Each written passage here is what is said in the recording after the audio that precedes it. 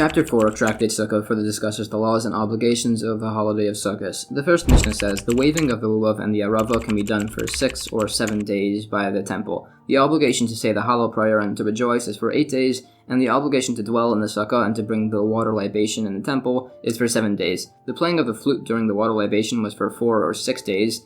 Lulav could have been done for 7 days if the Shabbos is on the first day of Sukkot, and for 6 days if Shabbos is on any of the other days. The Arava, the willow ceremony, would be 7 days if the last day falls out on Shabbos, and 6 if the Shabbos falls out on any of the other days of the holiday. The obligation of the Lulav was fulfilled in the times of the temple by going to the Temple Mount on the first day. If it was a Shabbos, they would leave their lulavs there from Friday, and they would be arranged on benches, and the elderly would have them put in a special chamber for them. And just to be safe, as you have to use your own lulav, everybody would say that if somebody accidentally took their lulav, it should be given to them as a gift. Then, on Shabbos, they would pass out all the lulavs, and it got a bit too chaotic, so they instituted that on Shabbos, everyone would just shake lulav at home. The Gemara explains the issue with carrying the lulav on Shabbos to be as a preventative measure against people carrying it to an expert to learn how to use it. The qualifications of the stringency are further discussed. It also mentions that the Arava willow ceremony overrides Shabbos to publicize the fact that it's of biblical origin. This differs from the Lulav, where there's a concern of violating the Shabbos, as the Arava ceremony wasn't done by everybody. It was done as a service in the temple, unlike the Lulav and Esrog, which is done by everybody. These points are further discussed. There's some additional clarification on points of these laws. Nowadays, the Arava ceremony of saying a few additional prayers with some willow branches, along with a few other points, has a minimum amount. It is done with just a willow branch and not using a willow from the lulav, meaning you can't wave the lulav twice to fulfill this. Others say you can. The minimum of the willow is 3 twigs of a fresh, moist leaf. Others say even a single leaf on a branch works. These practices are further described. It also mentions how the benches were arranged in the temple. New Mishnah. The willow ceremony in the temple time was that there was a place below Jerusalem called Motzah, where some would go down and gather willow branches. The Kohanim would then lay them against the altar with their tips bent over the top of the altar, and the trumpets would be blown. They would circle the altar by the first 6 days of Sukkot, saying select prayers which are mentioned. It was also done on Shabbos, but they would gather the willows beforehand and put them in gold barrels filled with water overnight so that way they wouldn't wilt.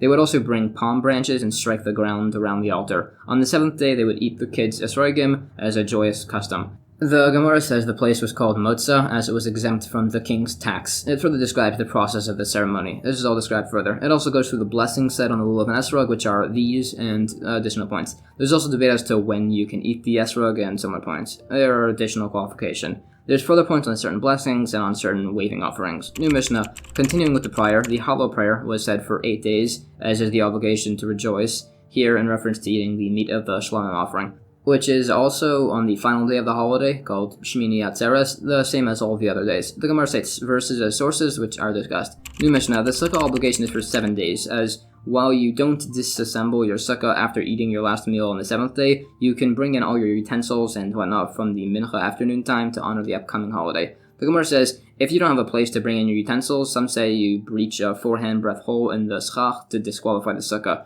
Some say to bring the lamp in, which only applies by a small sukkah, depending on your region. By a large sukkah, you'd bring dirty utensils into the sukkah. Some add that you only take out eating utensils, not drinking ones. New Mishnah. Now a discussion on the water libation service done on the holiday in the temple. At the time of the morning Tamid offering, they would fill a golden flask, which could hold 3 lugin, an old form of measurement, from the Shaloach, a spring outside Jerusalem.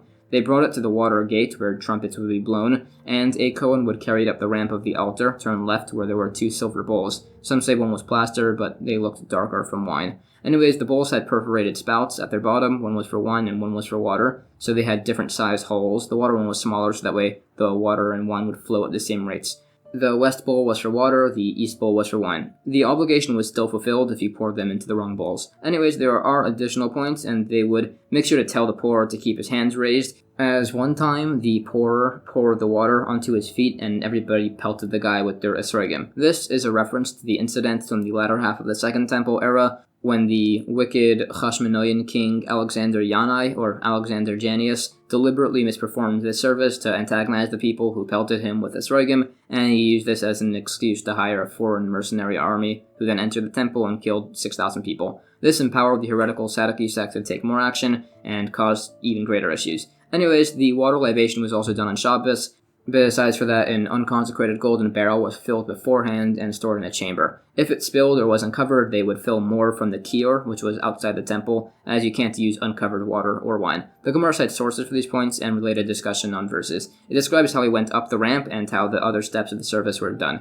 It also mentioned that when they pelted the Sadducee heretic with a sroigim, one of the horns of the altar was damaged, so they patched it up with salt so it would look fine. And there are more points on the altar mentioned. This is discussed. It then expounds on several verses on the importance of charity more than any other offering, and that an act of kindness is greater than charity, and similar as to how important those two are. It further qualifies the sequence of the water libations. And that's the end of Chapter 4. Chapter 5, the final chapter of Tractate Sukkah, finishes discussing the laws of the holiday of Sukkos and the water libation service of the temple. The Mishnah says, as a continuation from the prior chapter, the flute played in the temple by the libation offering was done by 5 or 6 days. It does not override the prohibitions of Shabbos or the holiday. The Gemara further describes the ceremony and as to what the issue is with using such an instrument on Shabbos, if there's variation if it's wood, or what the exact necessity of the service is, or if it's permissible to just be done vocally. These points are further discussed. New Mishnah, further on the water libation ceremony, whoever did not see the celebration of this day had never seen rejoicing in his life. The Kohanim and Levium made arrangements in the women's courtyard, which will be explained. There were special golden candelabras, which are described in great detail, and the whole of Jerusalem was illuminated from them. Pious and righteous men would dance before them with torches and singing praise, while the Levium would play music, trumpets were blown, and certain prayers were said. The Gemara says, in addition, a person who never saw Jerusalem has never seen a delightful city in his life, and whoever has never seen the temple has never seen a magnificent structure in his life. It describes the second temple, built by King Herod, of fancy-colored stones which resemble the ocean. It also talks about the glory of Diopluston, which was a great structure for the Jewish people in Alexandria, where hundreds of thousands would pray. And it's described in great detail. It also says that all of them were killed by Alexander the Great, as they lived in Egypt, which is not allowed. It also says that when Alexander sailed to do this, it only took half the time. The arrangement made in the women's courtyard of the temple was that the women were in the balconies above and the men below, so that way they would celebrate separately without anything improper happening. It mentions a eulogy from the Torah, and some say it'll be in reference to the Mashiach from Yosef, who will precede the final Mashiach and will die in battle. Some say it's a eulogy for the evil inclination, which will be killed.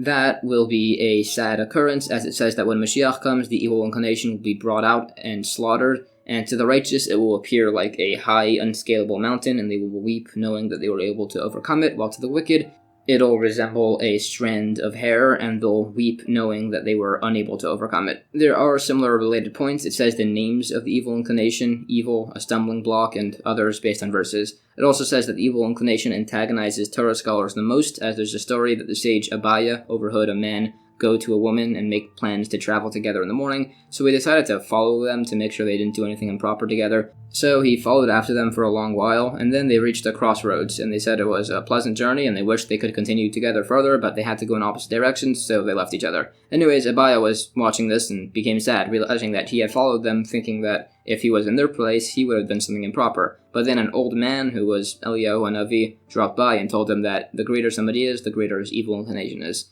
It says the evil inclination strengthens itself against a person every day, based on a verse, and it's only with God's help that you can overcome it. There are further points on the nature of the evil inclination, how you can break it by going to the study hall, how it entices you to sin, and then eventually testifies against you, and further similar points. There are further verses expounded on the coming of Mashiach and similar. It speaks about the celebration by the water libation further, and another story, once there were 2 Kuthians who were attending King Solomon, and the angel of death was there, and it looked sad. So King Solomon asked why, and he said it's because he couldn't take the souls of those 2 Kuthians. So King Solomon, to protect them, quickly handed them over to demons to travel with them to the city of Luz. But that's where they died, and the angel of death said that I wasn't able to kill them, as I could only do so by the city of Luz. There are more points on the celebration. It says that the sage Levi would juggle 8 knives for the sage Rebbe, and Shmuel would juggle 8 glasses of wine before the king Shapor, and Abaya would juggle before Rabbah with 8 eggs, although some say it was only 3. There are further additional points. It also says that King David excavated beneath the altar to make the area for the libations,